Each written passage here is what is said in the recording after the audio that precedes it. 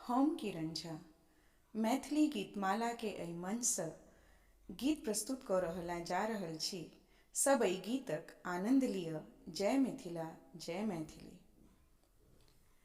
ए पहुना एहि मिथिले में रहुना, ए पहुना एहि मिथिले में रहुना। जौने सुख बा ससुरारी में हो, जौने सुख बा ससुरारी में तौने सुख बा कहुना। ए पहुना एहि मिथिले में रहुना, ए पहुना एहि मिथिले में रहुना।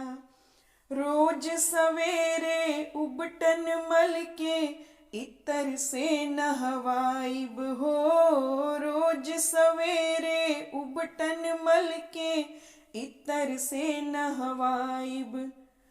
एक महीना के भीतर करिया से गोर बनाइब हो, एक महीना के भीतर करिया से गोर बनाइब। झूठ कहत ना बानी तनिको हो, झूठ कहत ना बानी तनिको, मौका एगो देहु ना। ए पहुना एहि मिथिले में रहुना, ए पहुना एहि मिथिले में रहुना। नित नवीन मन भावन व्यंजन पर सब कंचन थारी हो, नित नवीन मन भावन व्यंजन पर सब कंचन थारी। स्वाद भूख बढ़ जाई सुन सारी सरहज के गारी हो, स्वाद भूख बढ़ जाई सुन सारी सरहज के गारी। बार बार हम करब चिरौड़ी हो, बार बार हम करब चिरौड़ी, औरों किछु लेहु ना।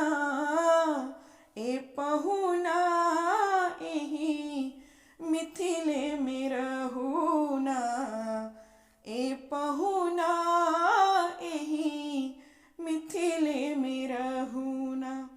कमला विमला दूधमती में झिझरी रोज खिलाइब हो, कमला विमला दूधमती में झिझरी रोज खिलाइब। सावन में कजरी गागा के झूला रोज झुलाइब हो, सावन में कजरी गागा के झूला रोज झुलाइब। पवन देव से करब निहोरा हो, पवन देव से करब निहोरा, धीरे धीरे बहुना। ए पहुना एहि मिथिले में रहुना, ए पहुना एहि मिथिले में रहुना। हमर निहोरा रघुनंदन से माने या न माने हो, हमर निहोरा रघुनंदन से माने या न माने। पर ससुरारी के नाते परताप के आप न जाने हो, पर ससुरारी के नाते परताप के आप न जाने। या मिथिले में रह जइयो या हो, या मिथिले में रह जइयो या संग अपने रख ले हो ना। ए पहु